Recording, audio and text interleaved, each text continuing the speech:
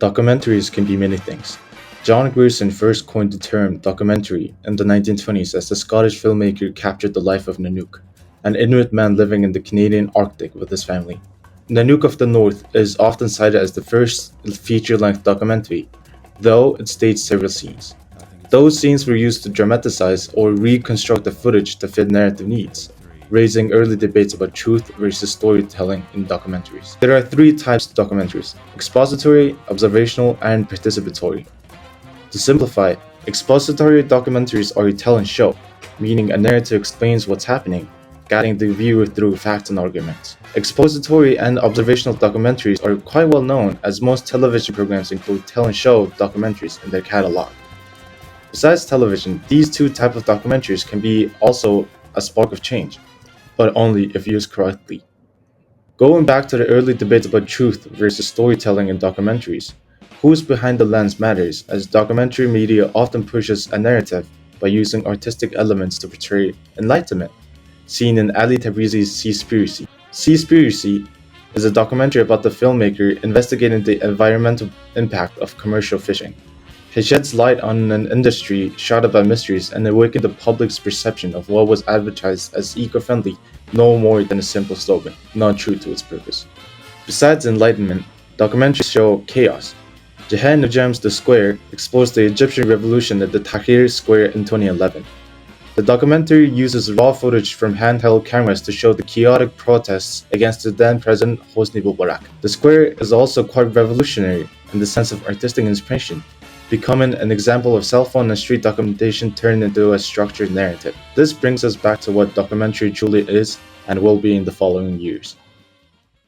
The Vietnamese filmmaker Trinh Minh-ha argues there is no such thing as documentary, whether the term designates a category of material, a genre, an approach, or a set of techniques.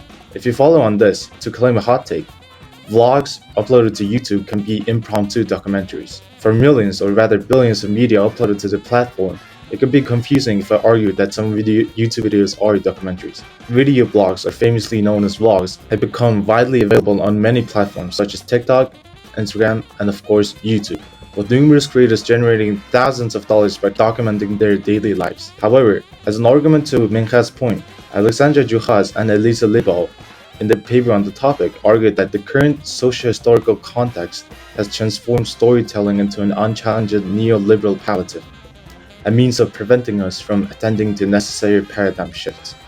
In their view, narrative formats like vlogs may reinforce dominant ideologies rather than challenge them. Even when vlogs seem personal or rebellious, they may inadvertently conform to the same individualistic neoliberal structures that drive mainstream documentary formats. However, there are exceptions to this argument. Famous YouTubers who primarily vlog their lives, such as David Dobrik or numerous travel content creators, do follow them as they 1. Prioritize ad revenue by creating unrealistic situations to create content, or 2. Go into a country and disregarding their rich cultural history, titling them as uncultured and uncivilized.